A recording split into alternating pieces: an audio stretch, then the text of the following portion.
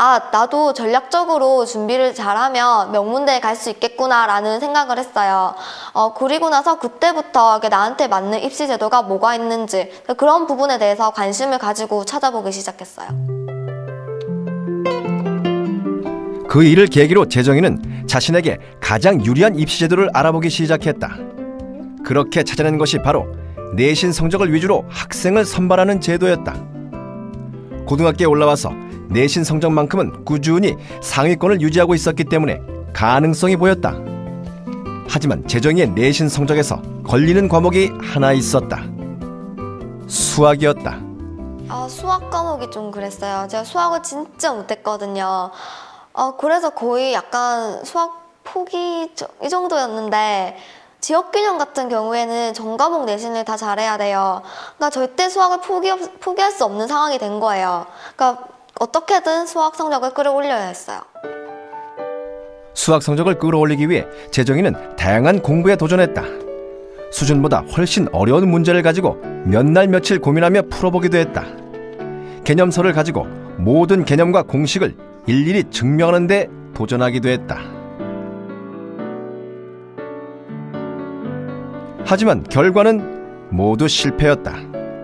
다른 과목을 제쳐두고 수학만 공부했는데도 성적은 좀처럼 나아질 기미를 보이지 않았다.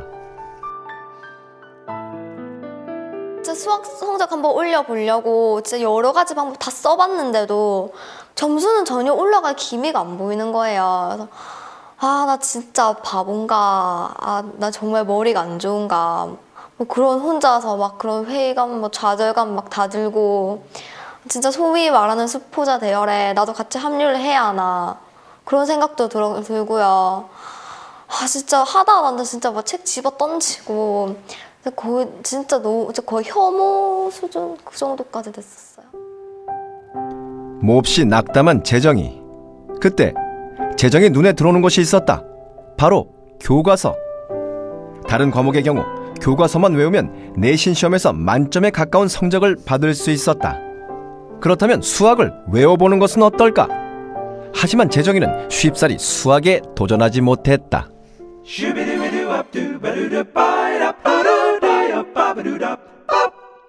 솔직히 수학을 외운다는 말을 들어본 적 있어?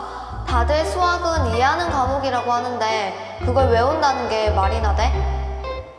그렇다고 다른 뾰족한 수도 없잖아. 수학을 외우지 말란 법도 없는데 내가 잘하는 게 외우는 거니까 수학도 한번 외워보지 뭐. 결국 재정이는 수학 교과서를 외우기로 마음먹었다. 수학의 경우 교과서만이 시험 범위가 아니었다. 수업 시간에 나가는 부교재도 있었다. 재정이는 우선 시험 범위에 해당하는 모든 문제를 모두 풀었다. 무작정 모든 문제를 외우기보단 아는 문제와 모르는 문제를 가려내기 위해서였다.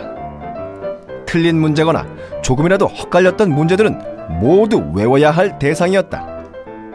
수학을 외울 때도 나름의 방법이 필요했다. 단순히 풀이만 적어서는 안 된다. 해당 문제를 반드시 손으로 써내려갔다. 문제는 왜 써요? 틀린 문제는 이렇게 연습장에 베껴서 적었는데요. 내신 시험에 문제가 똑같이 나오는 건 아니라서 이런 유형에는 이런 풀이가 쓰인다는 걸 익히기 위해서 쓰고 있어요. 몇 번을 써본 뒤에 다시 문제풀이에 들어갔다. 맞힌 문제와 또다시 틀린 문제가 가려졌다.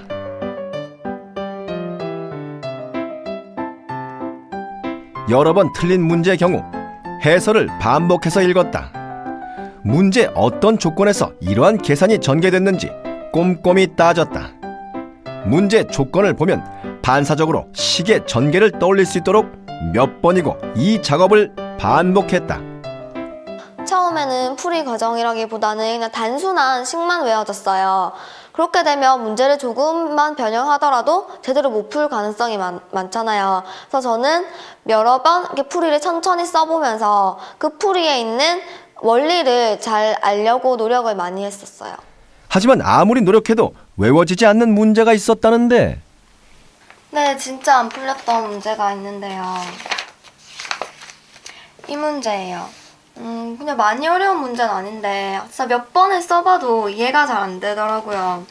그러니까 외워지지도 않고요. 몇 번 정도 써본 것 같아요? 보통 잘 안 풀리는 문제는 서너 번 정도 쓰면 외워졌는데 이거는 진짜 7번, 8번, 뭐 거의 10번을 써도 진짜 너무 안 외워지더라고요. 어찌나 외워지지 않았던지 그 문제는 재정이 꿈속까지 등장했다. 꿈속에서 재정이는 문제를 풀고 있었다. 풀이식을 몇 번이나 읽고 다시 쓰는데도 문제를 다시 풀 땐 아무것도 생각나는 게 없었다. 결국 꿈에서도 문제를 풀지 못한 채로 재정이는 잠에서 깨고 말았다.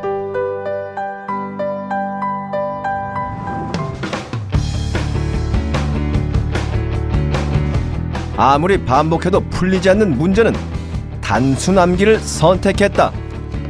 눈에 띄는 모든 곳에 문제와 계산식을 써붙여 놓았다. 눈에 띌 때마다 계산식을 되뇌었다. 유사한 문제가 나왔을 때 비슷하게나마 풀어보는 것이 재정이의 목표였다. 재정이의 공부법은 대성공이었다. 교과서와 유사한 문제들이 출제된 내신 시험. 수학은 더 이상 재정이에게 두려운 존재가 아니었다. 예전에는 수학 시험 친다 그러면 너무 긴장이 돼서 밥을 제대로 못 먹어서 죽도 많이 먹고 그랬어요. 그리고 시험지에서 풀이를 할 때면 내 풀이가 맞는 것 같은데도 보기에 답이 없는 거예요. 근데 요즘에는 수학 시험 딱 치면 왠지 이렇게 풀면 될 것 같다라는 느낌을 가지고 이렇게 풀었을 때 보기에 답이 있어요. 뭐 그러면 왠지 이거 맞을 것 같은데 뭐 이렇게 좀 기분 좋아져서 막 시험 치다가 혼자 이렇게 싹 웃고 뭐 이런 적도 있었어요. 야, 수학이 이제 암기하는 과목이냐 이렇게 물어보는 친구들이 많은데요. 결론부터 얘기하면 맞아요. 수학은 우리가 인수분해 공식 외워야죠. 구구단 외워야 되잖아요. 그렇듯이 암기부터 출발합니다. 그러다 보면 이제 조금 더 이제 학교 내신 시험 문제 같은 경우는 패턴화되어 있고 유형화되어 있는 문제들이 많아요. 그 유형까지, 즉 교과서 예제나 이런 유형까지 완벽하게 외운다면요. 나온 유형 문제 맞출 수 있고요. 또 거기에 대해서 자신감을 갖게 되죠. 그러다 보면 조금 약간의 응용된 문제까지도 해결할 수 있어서 충분히 1등급까지도 갈 수 있어요. 재정이는 오늘 서점에 들렀다. 내신에서 자신감을 갖게 됐지만 수능은 다르다. 지금보다 좀 더 분발해야 한다. 하지만 조급할 것은 없다. 교과서를 외웠던 지난 시간들이 내신 1등급의 비밀을 만들었던 것처럼 올 한 해 열심히 노력한다면 수능 1등급의 비밀도 반드시 찾아낼 것이다.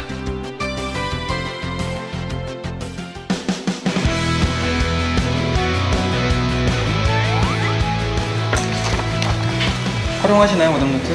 아니요. 왜 안 하세요? 시간도 오래 걸리고요.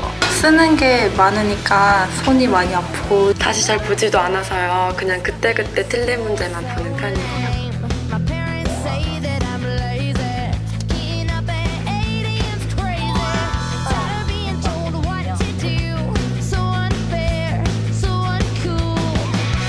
프로그램에 도움을 주신 분들께 우등생 시력보 ORX에서 LED 스탠드를 드립니다.